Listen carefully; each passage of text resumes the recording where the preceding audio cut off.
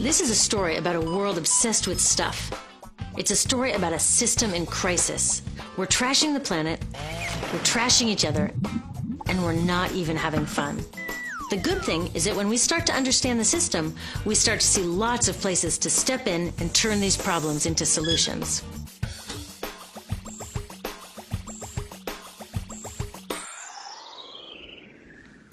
Can I tell you, I love my Pantene Pro V. Of the dozen or so personal care products that I use every day, it's the one I can't live without. It says it gives my dull hair the ultimate cool shine. How does it do that? I was wondering that while I was lathering it in my hair one day, so I read the ingredients right here. Sodium lauryl sulfate, tetrasodium EDTA, methyl isothiazolinone. What is this stuff? I took this list to some scientists who know how to read it.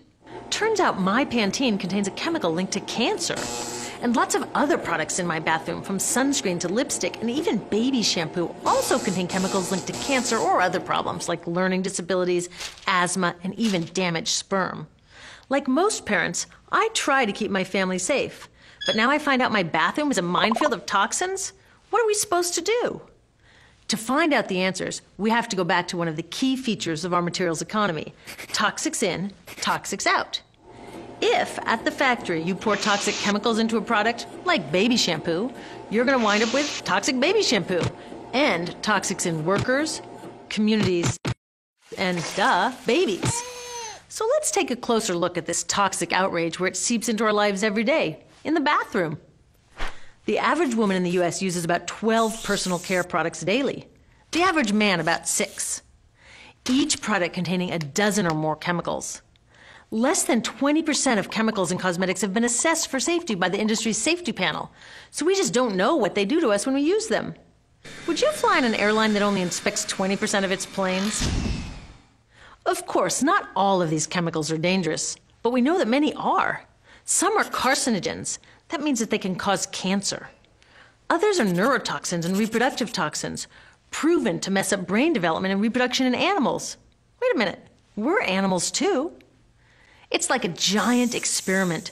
We're using all these mystery chemicals and just waiting to see what happens. One thing we do know is that they're getting inside us. I had my body's toxicity levels tested, and I'm loaded with things like mercury, flame retardants, triclosan, and lead. We all are. Even babies are being born pre-polluted. Now, I know we can't live in a lead-free world, but do we have to put lead in our lipstick? I don't know. Maybe it's my fault. Maybe I just bought the wrong thing. At the store, the choices seem endless. I can get lipstick in 49 shades, or shampoo for hair that's too dry, oily, fine, limp, or frizzy. But what about the choices that really matter? Like the choice to buy products that are safe? It turns out the important decisions don't happen when I choose to take a product off the shelf. They happen when companies and governments decide what products should go on the shelves. So who are these companies? This is Procter & Gamble. They're the ones offering me Herbal Essences, the #2 shampoo in the country. It contains toxic petrochemicals made from oil. Since when is oil an herb? On cosmetics labels, words like herbal, natural, even organic have no legal definition. That means that anybody can put anything in a bottle and call it natural, and they do. I mean, can you imagine a top seller called Petro Essences? Gross. What's even nastier are hair relaxers marketed to 5-year-olds and skin whitening creams. These are super toxic, both in their ingredients and in the message they send about what beauty is. Ooh, here's Estee Lauder offering me a chance to help find a cure for breast cancer. That's nice. But wait, they're also using chemicals linked to cancer. Don't you think the best way for Estee Lauder to fight cancer is to stop using those chemicals in the first place? So really, I get to choose between meaningless claims on a bottle. But these guys get the real choice about what goes into those bottles. And that happens back here, at the factories where they're formulated. Why do the makers of these products use all these toxics? Are they trying to poison us? No, they're just working from a 1950s mindset when people were totally swept up in better living through chemistry. In all that excitement, they forgot to worry about human health impacts. That was years ago, and they are still using these same old toxic chemicals. Today, big cosmetics companies say the doses of poison in their products are small enough to be harmless. Yeah, maybe if you use them once a year. I guess they never get out and see that their products are being used and combined with other products every day. A little toxic dose under your arms, a little more on your hair, on your lips. And workers in nail and hair salons get dosed all day long. So the industry is used to doing things this way, and they can, because even now that scientists have linked the chemicals they're using to all sorts of problems, there are no laws to get rid of them. You're thinking, really? Come on, nobody's making sure that the stuff we smear all over our bodies is safe? Nope.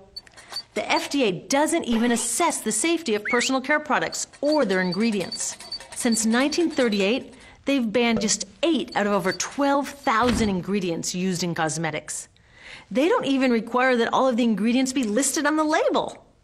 Now, this is an example where we can all agree a little more government action would be helpful. This lack of regulation leaves a huge hole that the cosmetics industry is all too happy to fill. They set up their own committee to self-police their products, and compliance with their recommendations is voluntary. So the cosmetics industry is making the rules and then deciding whether or not to follow them. So you see, it isn't our fault that these toxic products are in our bathrooms. It's a whole broken system that's ignoring the simple rule: toxics in, toxics out. But we're not helpless. There are resources online that we can use to protect ourselves by identifying the best possible choices in the store. But the real action is with people working to change the system. Because if we really want to solve this problem, we got to start here with these guys. Women, parents, workers, people all over the country are demanding that Congress pass a new law, giving FDA the power to make sure that our personal care products are safe. We need common sense laws based on the precautionary principle. That means that when you're dealing with hazardous chemicals, just err on the side of caution. Let's not debate how much lead should be allowed in lipstick. Just get the toxic chemicals out of our products. Smarter laws would force companies to get past that old 50s mindset and figure out how to get us all clean and shiny without toxic chemicals. Can they? Totally. Many responsible cosmetics companies are already putting safer products on the market. Green chemists are developing substances that are designed to be safe and non-toxic in the first place.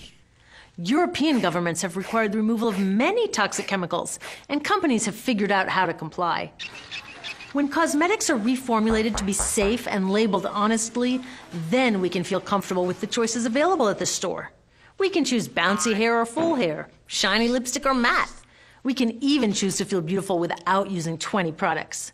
But we'll know that whatever we choose, the most important choice, the choice to be safe and healthy, has already been made.